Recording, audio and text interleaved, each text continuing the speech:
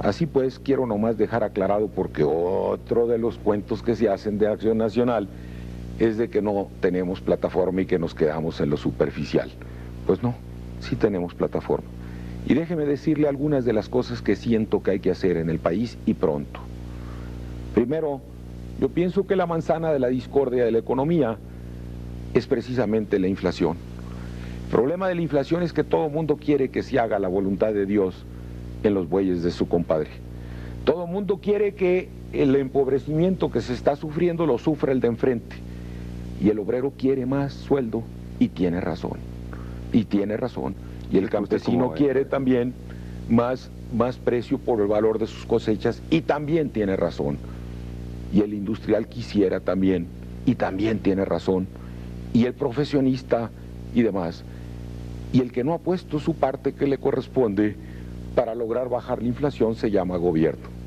Porque el gobierno, cada vez que gasta de más, lo que hace es precisamente financiarse mediante una maquinona que tiene ahí por la calle de Legaria, donde hace billetes. Y que entre más billetes hace en Legaria, más empobrece al pueblo. Si alguno de ustedes, mis amigos televidentes, para poderse financiar en lo que ustedes gastan y se pusieran a hacer billetes, lo más probable es que los metieran a la cárcel. El gobierno hace billetes y nadie lo mete a la cárcel. Y en la medida que hace billetes, lo que hace es empobrecer al pueblo. Entonces, ¿qué es lo que requerimos? Autonomía del Banco de México, para que el Banco de México no se convierta en el mandadero del presidente y tenga que estar imprimiendo billetes para estar pagando precisamente el déficit presupuestal. Déficit que podríamos decir hace rato que se habló de una campaña austera y lo que hicieron fue comprarse un tren. Entonces, lo que hay que hacer es precisamente acabar con el enorme derroche público que existe, y empezaría yo precisamente para permear hacia abajo, para que la gente se diera cuenta de que iba en serio, por congelar el sueldo del presidente y de todos los secretarios de Estado y de todos los presidentes de las paraestatales o gerentes de las mismas, para que entendieran de que la cosa iba en serio, de que la austeridad no iba a ser un cuento, sino una verdadera realidad.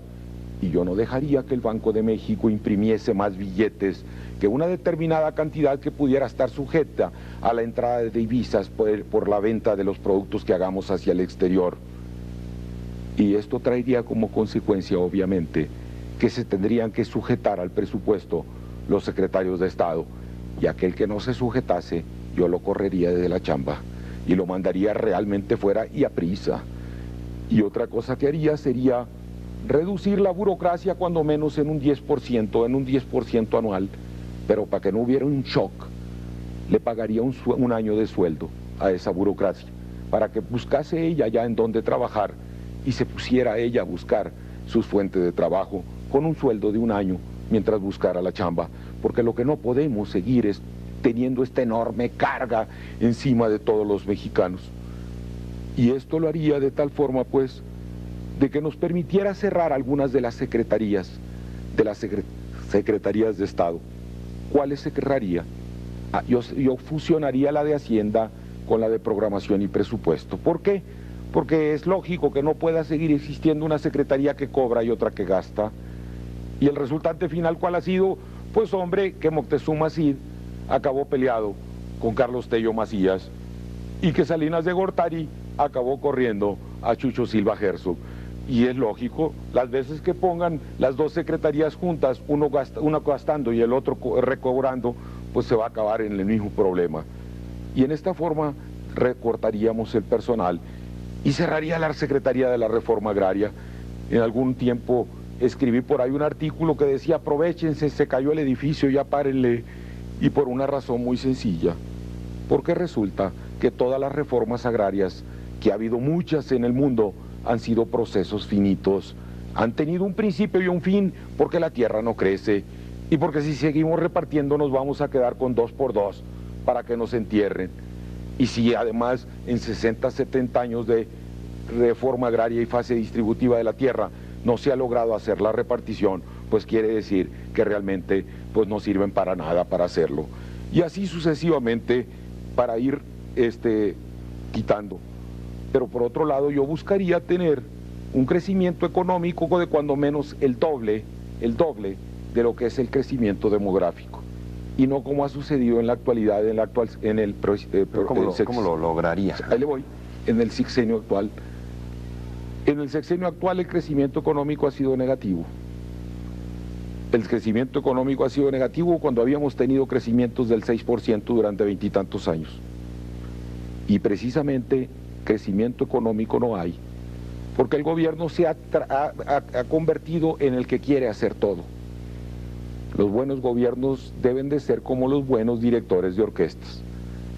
Ellos nomás dirigen, los pitos los toca el público. La suma de las realizaciones de lo que hace la gente es lo que determina si existe o no existe un buen gobierno. El buen político, el buen gobierno es el que le proporciona la paz al pueblo. Y la paz es la tranquilidad en un orden donde impere la justicia y la equidad para todos. Yo le daría paz al pueblo, le daría confianza. Le daría paz y confianza para que el pueblo se pusiera a trabajar y a hacer cosas. Y le bajaría los impuestos a las empresas que reinviertan sus utilidades para que en esta forma generáramos más empleos. Y le subiría los impuestos a los empresarios que quisieran retirar sus utilidades de las empresas. Fomentar que se reinvierta, inducir el crecimiento económico y no convertirse en un director de orquesta que quiere tocar los pitos, todos los pitos él, y que la melodía le está saliendo terriblemente mal. Insisto, un buen gobierno se mide por lo que hace el pueblo, no por lo que hace él. Y lo que hay que hacer es que el principio de subsidiariedad persista en todas nuestras actividades. Y este principio nos dice que cada quien debe de situarse al máximo de sus responsabilidades. Y así como en la familia debe de haber tanto hijo cuanto sea posible y solamente tanto padre cuanto sea necesario, en un gobierno, en una sociedad, debe de haber tanto pueblo como sea posible y solamente tanto gobierno cuanto sea necesario. Y fíjese bien, no estoy diciendo que no haya gobierno, no estoy yéndome a la liberalismo manchesteriano a ultranza, no, pero estoy pensando que precisamente el excesivo paternalismo oficial de esta sociedad paternalista, unipartidista y presidencialista es la que ha acabado con la energía creadora del ser humano. La más grande de todas las energías es la que traemos aquí adentro los mexicanos. Pero cuando el mexicano siente, o el hombre o el ser humano siente que va a estar siendo explotado desde afuera, esa energía nunca se desarrolla. Lo que tenemos que hacer es que el ser humano se sienta que no lo están queriendo explotar, para que suelte y se autoexplote a sí mismo y genere toda la energía que se requiere en el universo. En otras palabras, Ricardo, lo que estoy hablando son de dos principios básicos, tres, que están en mi partido entre presentes, por eso ingresé hace poco a mi partido. Respeto a la dignidad del ser humano, solidaridad, que no es otra cosa más que la conjunción de voluntades por encima de las diferencias y a pesar de las divergencias que podamos tener en aras de búsqueda de una meta común de orden superior que se llama México. Y el otro es el principio de la subsidiariedad, que el gobierno asuma su actitud subsidiaria, no paternalista, porque la antítesis de la sociedad subsidiaria es la sociedad paternalista. Y el problema de México es un problema que hemos tenido papá para todo, y cuando se tiene mucho padre acaba uno por ser dependiente. Gabriel Said dice que los esclavos se hacen con regalos, igual que los perros del trineo se hacen con el látigo. Lo que necesitamos es ayuda subsidiaria del gobierno para los indigentes. Pero yéndome, por ejemplo, al problema del campo, del cual quisiera hablar, aunque fuese brevemente, mucho he sostenido la tesis de que es hora ya de que el campesino deje de ser objeto de preocupación y ocupación de otros, y que se convierta en sujeto activo de su propio desarrollo.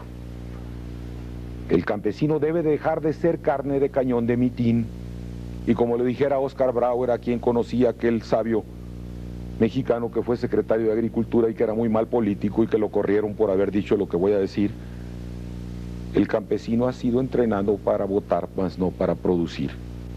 Y hay un dicho muy mexicano, y yo soy agricultor, que dice: no hagas ruido en el ejido porque te quitan la parcela.